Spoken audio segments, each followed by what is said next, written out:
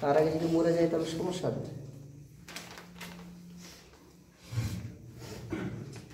চালু হয়েছে, চালু করবো। আসসালামু আলাইকুম ওয়া রাহমাতুল্লাহি ওয়া বারাকাতুহু। নাহমাদুহু ওয়া নুসাল্লি আলা রাসূলিহিল কারীম, আম্মা বা'দ। আউযু বিল্লাহি মিনাশ শাইতানির রাজীম। বিসমিল্লাহির রহমানির রহিম।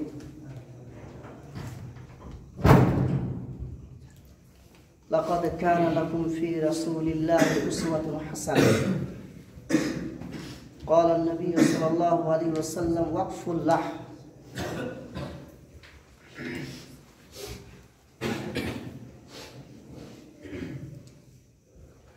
আজকে যে প্রশ্নের আমরা জবাব দেব সেটা হচ্ছে দাড়ি কাটলে ক্ষতি কি আর দাড়ি রাখলে লাভ কি। আসলে রাসূলুল্লাহ সাল্লাল্লাহু আলাইহি ওয়াসাল্লামের জীবনী যেটা, রাসূলুল্লাহ সাল্লামের যেটা জীবনী, উনার যে স্টাইল, সেটা আমাদের মডেল, ঠিক কি না? সেটা আমাদের কি মডেল। তাই বলি কি এখনকার যে হিরো হিরোইন বা খেলোয়াড় যারা, সেলিব্রিটি যারা, ওদের যে লাইফ স্টাইল সেটা কি আমাদের জীবন নাকি? কখনোই না, ঠিক কি না? এখানে আল্লাহ সুবহানাহু ওয়া তাআলা বলছেন কি, লাকাদ কানা লাকুম ফি রাসূলিল্লাহি উসওয়াতুন হাসানাহ। আমি তোমাদের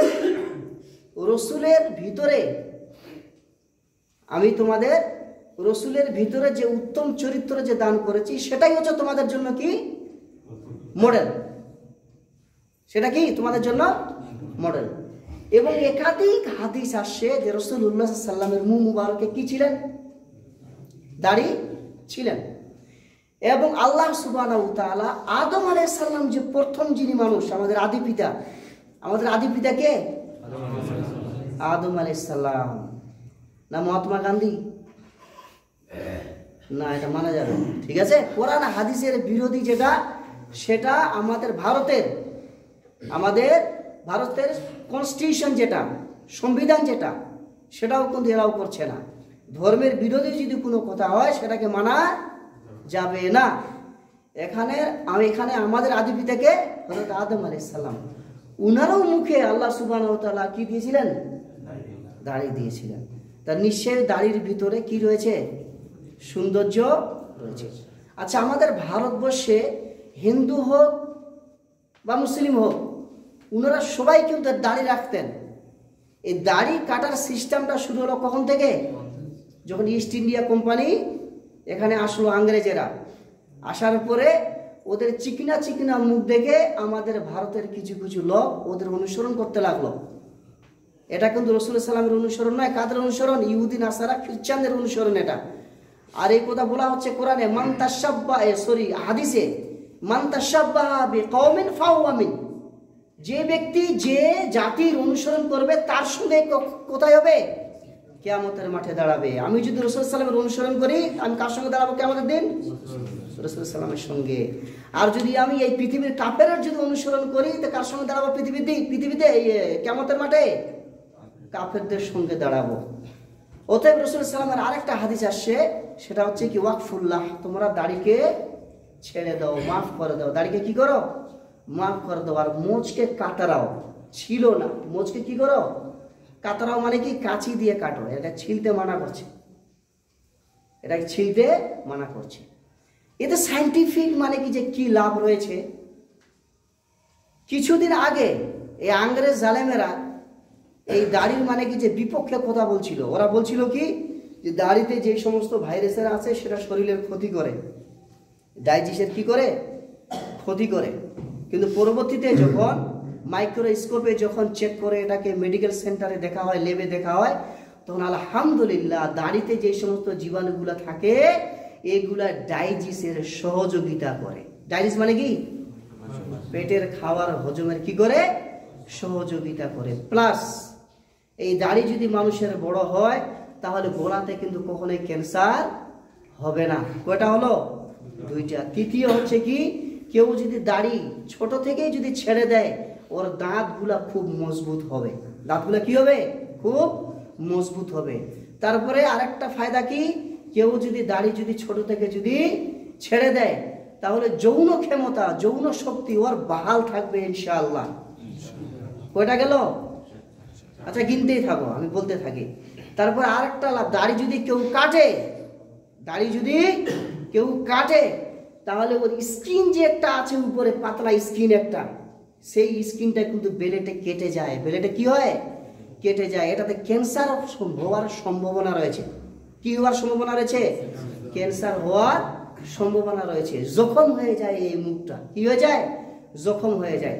তারপর আরেকটা, সেটা হচ্ছে কি, আমরা যদি দাড়িকে কাটি তো এই যে স্কিনটা যখন কাটা যায় ওটা কিন্তু শরীরের সঙ্গে কি থাকে, একটা ম্যাগনেটিক বা কারেন্ট সিস্টেম থাকে। এখন এই সিস্টেম তারটা যদি আমি কেটে দেই তাহলে লাইন আর থাকবে কি?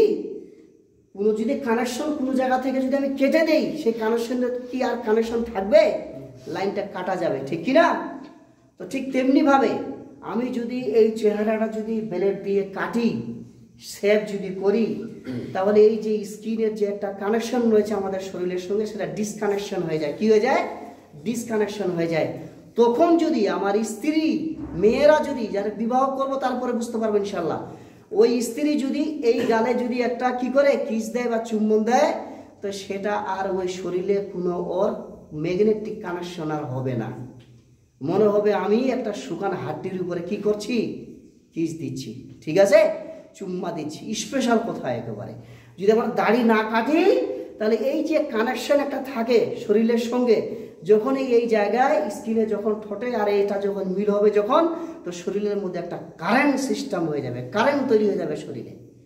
সুবহানাল্লাহ। এই কতগুলা নিয়ামত আল্লাহ সুবহানাহু ওয়া তাআলা এই দাড়ির ভিতরে দান করেছেন, ঠিক আছে। তাহলে দাড়ি আমরা রাখবো কি রাখবো না? ইনশাআল্লাহ। হায়দ্রাবাদের দুইটা মেয়ের ঘটনা বলছি, হায়দ্রাবাদের দুইটা মেয়ের ঘটনা বলছি। একটা মেয়ে বলছে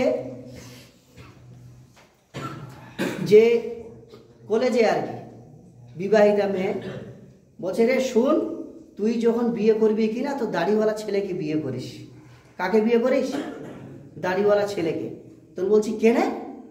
বলছে দাড়িওয়ালা ছেলেকে বিয়ে করে আমি যেটা স্বাদ পেয়েছি আলহামদুলিল্লাহ তুমিও সেটা পাবা। সেটা কি?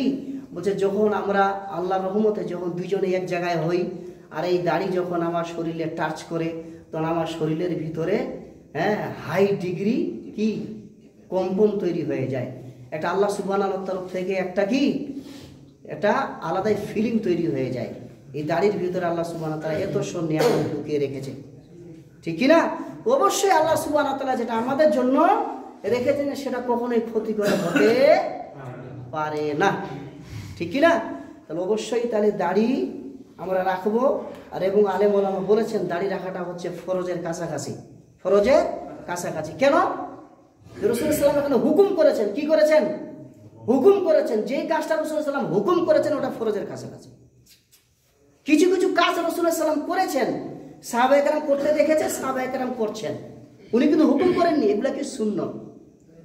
যেমনটা খেজুর খাওয়া, কদু খাওয়া, দুধ খাওয়া, এগুলো যদি আমরা নাও খাই তো গুনাহগার কিন্তু হব না, ঠিক কি না? বুঝো কিন্তু কথা বলি, ঠিক আছে।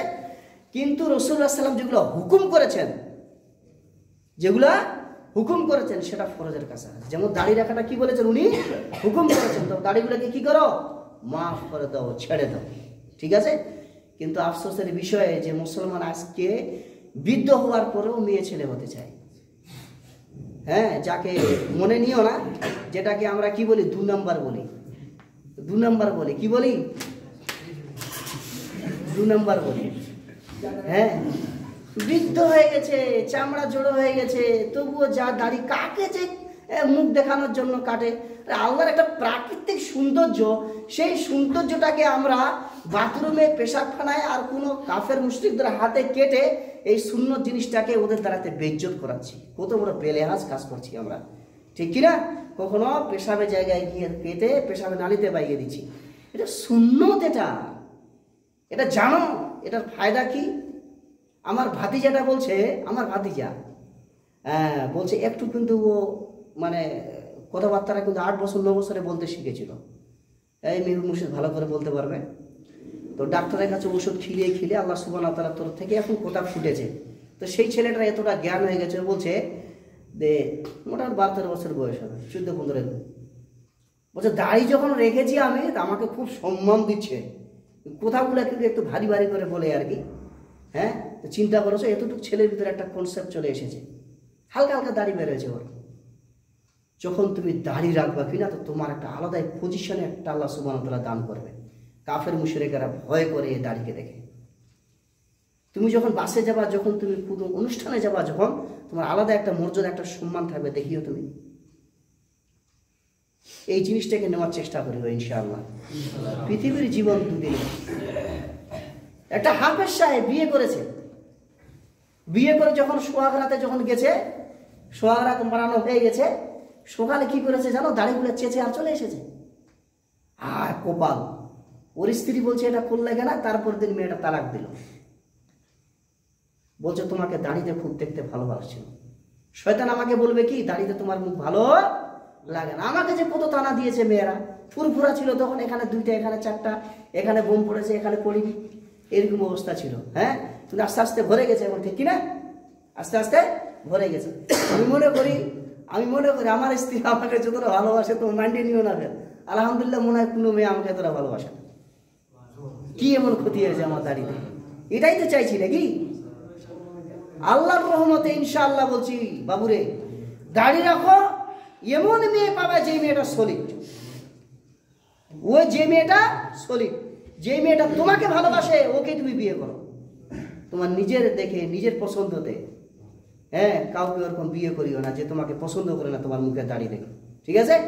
ইনশাআল্লাহ আল্লাহ সুবহানাহু ওয়া তাআলা যেন আমাদেরকে দাড়ি রাখার জন্য তৌফিক দান করেন, সকলে বলেন আমিন। দাড়ি রেখে নামাজ পড়লে পরে আর পরবর্তীতে যদি মেডিকেল কলেজ বা কোনো হোস্টেলে যায়, তাহলে র্যাগিং এর হাত থেকে কিন্তু বাঁচা যায়। এটা কিন্তু আমি নিজে দেখেছি। সুবহানাল্লাহ, স্যার একটা খুব মূল্যবান কথা বললেন। ঠিক আছে, দাড়ি রেখে যদি কোনো এরকম জায়গায় যদি যাই, তো সেখানে রেগিং থেকেও বাঁচা যায়। রেগিং মানে জানো কাকে বলে? লোক ধরের মারপিট থেকে, এটাকে রেগিং। লোক ধরে মারপিট থেকে, বেইজ্জতি থেকে আল্লাহ সুবহানাহু ওয়া তাআলা কি করেন, রহমত নাজিল করে ওকে বাঁচিয়ে নেন। দাড়িতে এত মূল্যবান জিনিস রয়েছে। কিছু প্রশ্ন আছে নাকি? বলো। আপনি বললেন হচ্ছে ব্লেড দিয়ে কাটলে শরীরে অনেক ক্ষতি হয়, যদি ট্রিমার দিয়ে কাটে? টিউমার,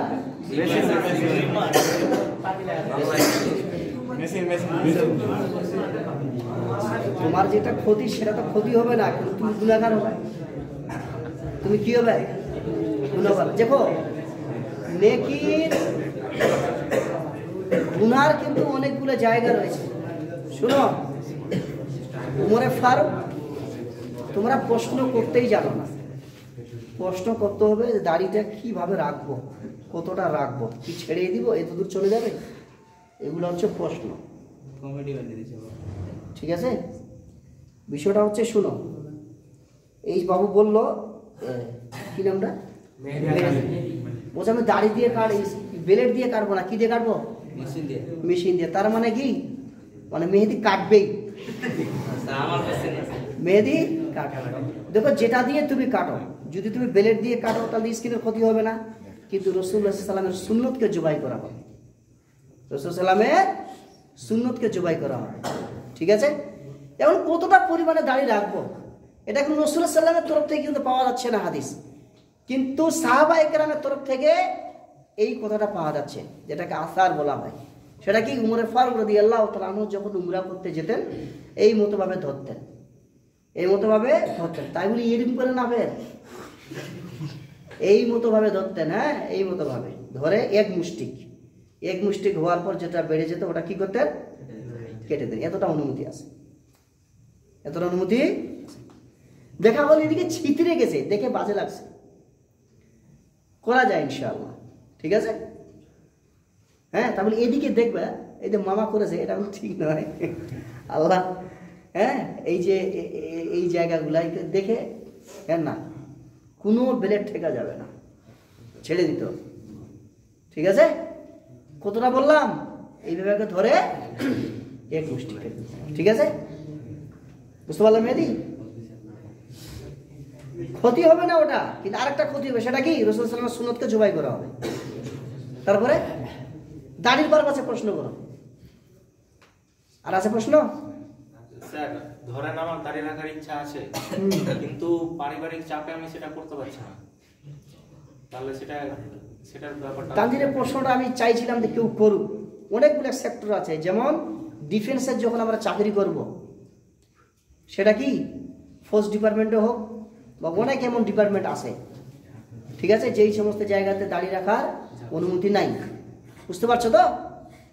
কিন্তু এখানে রেগুলেশন যেটা আর কি, সেটা আমাদের ভারত যখন স্বাধীন হওয়ার পরে পাঞ্জাবিরা কিন্তু একটা রেগুলেশন জমা দিয়েছিল যে আমাদের পাগড়ি, আমাদের দাড়ি কিন্তু থাকবেই। এটা কিন্তু মুসলমানরা কিন্তু জমা করেনি, যার কারণে মুসলমানদের ভুল এটা। অনেক জায়গায় মুসলমানরা যে বলে যে আমাদেরকে দাড়ি রাখতে দেয় না। আরে বোকা, দাড়ি রাখতে দেয় না কারণ কি? তোমরা কি রেগুলেশন জমা করেছিলে নাকি? যেই মতোভাবে জমা করেছিল পাঞ্জাবিরা দেখবে তুমি, ওদের কিন্তু যেই চাকরি করুক না কেন, ওদের কিন্তু পাগড়ি আর কি দাড়ি থাকবেই, ঠিক কিনা? এরকম মুসলমানের তরফ থেকে কেউ কিন্তু জমা দেয়নি, যার কারণে মুসলমানদেরকে রাখার কোনো অনুমতি দেয়। কার ভুল এটা? আমাদেরই ভুল। তো আমরা সিস্টেমের কোনো ভুল ধরতে পারবো না এখানে, ঠিক আছে? এখন ওই জায়গায় যদি কারো ইমান যদি খুব মজবুত হয়, এদিক ওদিক স্যারকে যদি বলে যদি রাখতে দেন তাহলে ঠিক আছে। যদি খুবই সমস্যা হয় তাহলে আল্লাহর উপরে ছেড়ে দিতে হবে, ঠিক আছে, ইমানকে বাঁচানোর জন্য। বুঝতে পারছো তো? না পারো নি? বুঝতে পারলে তাদের? হ্যাঁ, তারপরে হয়ে গেছে। সুবহানাক আল্লাহুম্মা ওয়া বিহামদিকা আশহাদু আল্লা ইলাহা ইল্লা আনতা আস্তাগফিরুকা ওয়া আতুবু ইলাইক।